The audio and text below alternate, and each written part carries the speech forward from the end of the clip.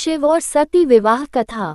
पौराणिक कथाओं के अनुसार भगवान ब्रह्मा के मानस पुत्रों में से एक प्रजापति दक्ष हिमालय क्षेत्र में रहते थे। दक्ष की पत्नी प्रसूति से माता सती का जन्म हुआ था।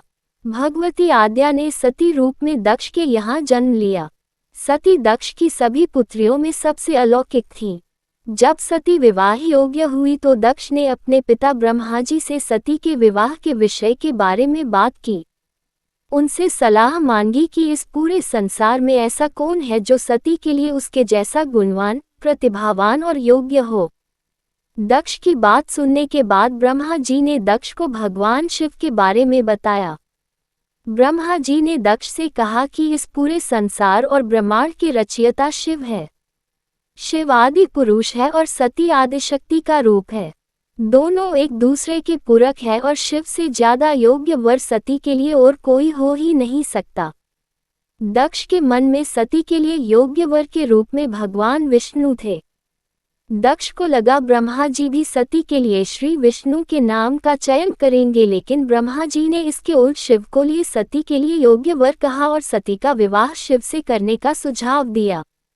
दक्ष ने ब्रह्मा जी की बात पर ऐसे तो कोई प्रतिक्रिया नहीं दी, पर वो ब्रह्मा के सुझाव को भी नहीं मानना चाहते थे क्योंकि दक्ष को शिव का रहन सहन, वेशभूषा पसंद नहीं थी। भगवान शिव अक्खड़ और योगी थे। उनका रहन सहन बाकी देवताओं से अलग था। एक तरफ सारे देवी देवता हीरे मोती के गहने और रेशमी वस्त्र धारण करते थे, वहीं भोलेनाथ भस्म, गले में लिपटे सांप, पर्वत और जंगलों में अपना बसेरा बनाए हुए थे। इस वजह से राजा दक्ष भगवान शिव को अपनी बेटी सती के लिए सुयोग्य वर नहीं मानते थे। इसलिए दक्ष ने सती का स्वयंवर करवाने का फैसला किया। जब राजा दक्ष ने माता सती का स्वयंवर आयोजित किया था, तब भगवान शिव को आमंत्रण नहीं दिया था। लेकिन माता सती जो शिव से मन ही मन प्रेम करती थी और शिव को अपना सब कुछ मान चुकी थी, सती ने भोलेनाथ को पाने के लिए कठोर तप किया था। लेकिन जब सती स्वयंवर में पहुंची और शिव को नहीं पाया तो उन्होंने भगवान शिव का नाम लेकर माला धरती पर रख दी। इसके बाद भगवान शिव प्रकट हुए और सती की माला को पहन लिया।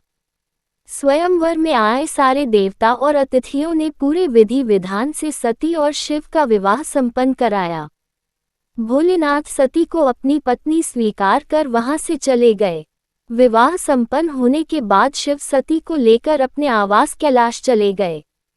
ये बात राजा दक्ष को पसंद नहीं आई कि उनकी मर्जी के खिलाफ उनकी बेटी सती की शादी भोलेनाथ से हो गई। प्रजापति दक्ष को ये सब अपना अपमान लगा, इसलिए दक्ष ने अपने अपमान का बदला लेने की ठान ली।